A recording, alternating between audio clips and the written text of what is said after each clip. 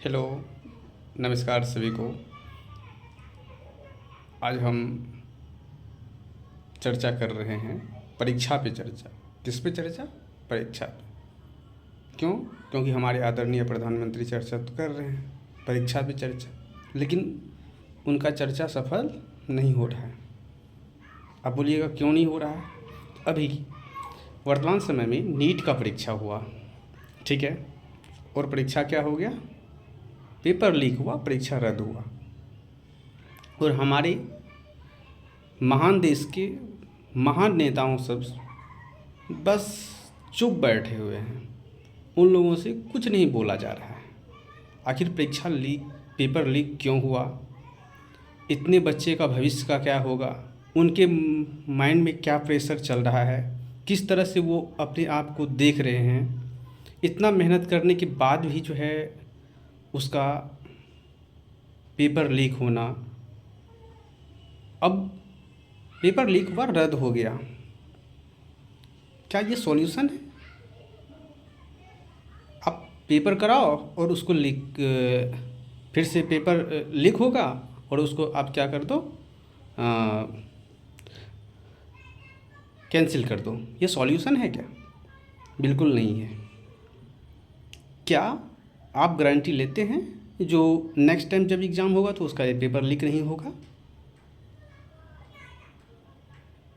कुछ लोग ज्ञान देने के लिए ज़रूर आएंगे, जो पढ़ा होगा नेक्स्ट टाइम एग्ज़ाम दे देगा, उसका परफॉर्मेंस अच्छा ही रहेगा। ऐसा नहीं होता है साहब। जब आप बैठोगे एग्ज़ाम में तब पता चलेगा कितना दिक्कत होता है।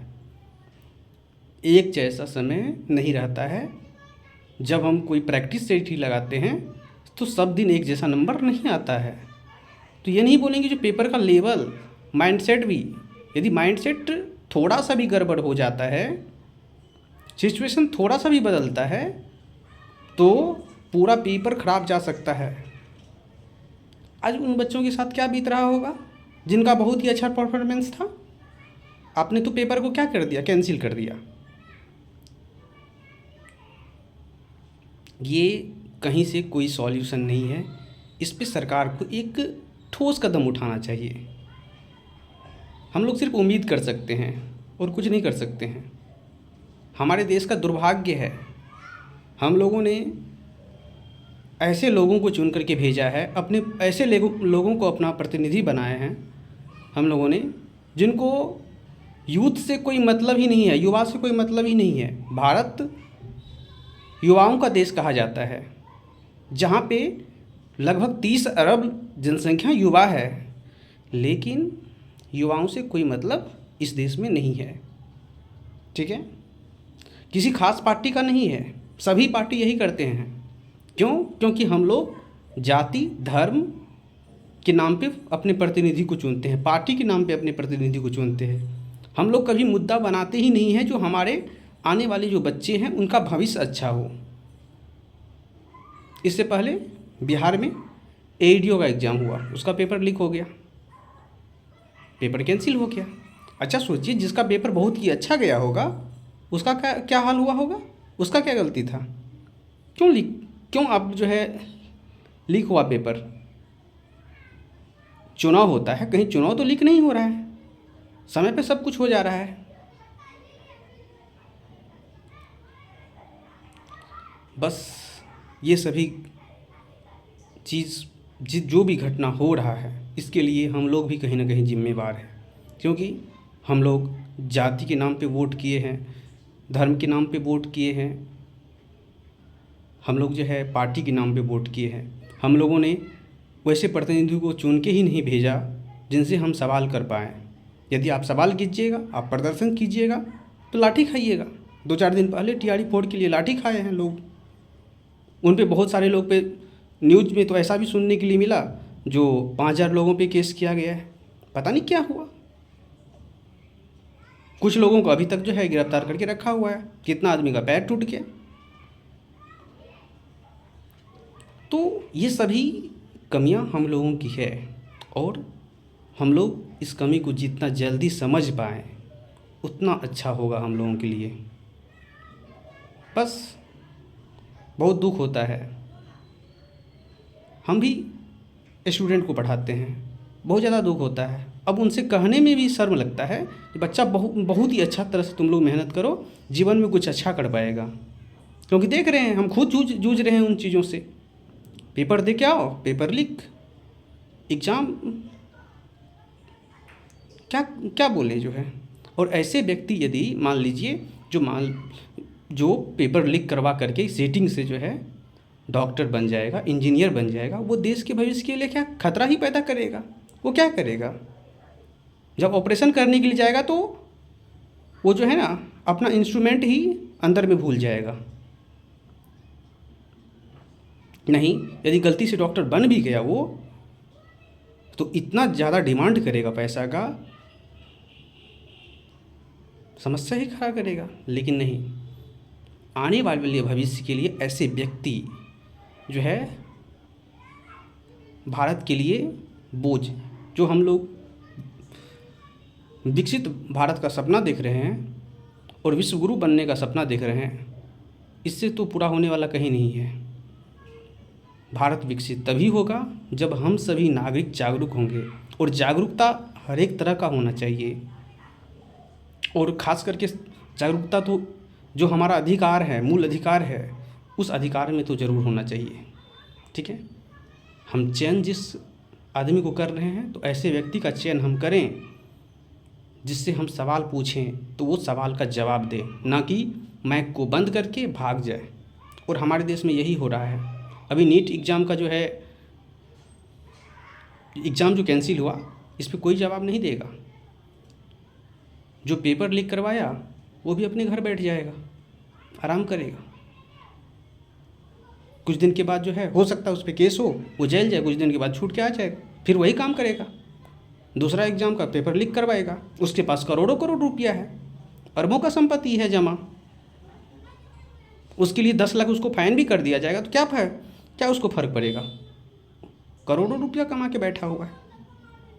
हम लोग परमानेंट सॉल्यूशन नहीं ढूंढ पा रहे हैं, और कहीं ना कहीं इसके लिए हम लोग जिम्मेवार हैं। बस जब तक हम लोग नहीं सुधरेंगे, तब तक जो है हमारा देश आगे नहीं बढ़ेगा।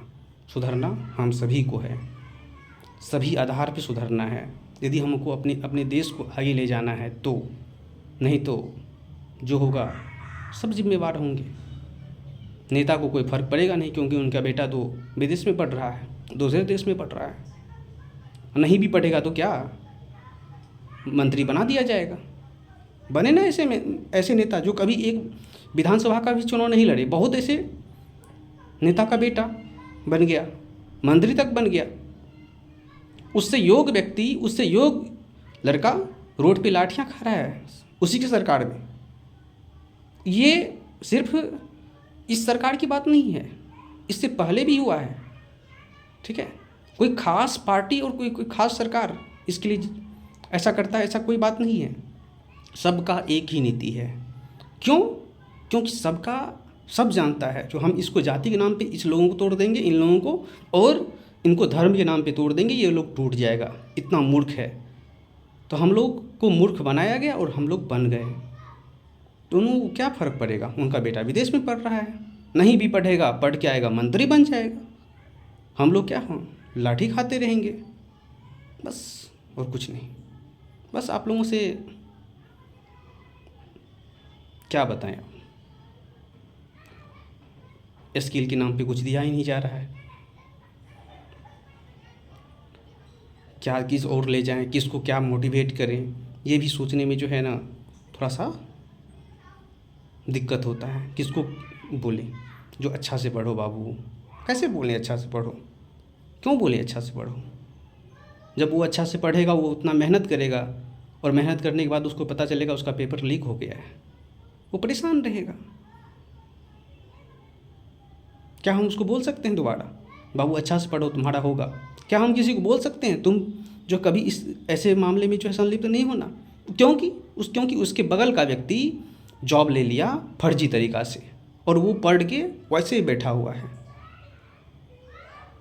अभी तक बैठा हुआ है।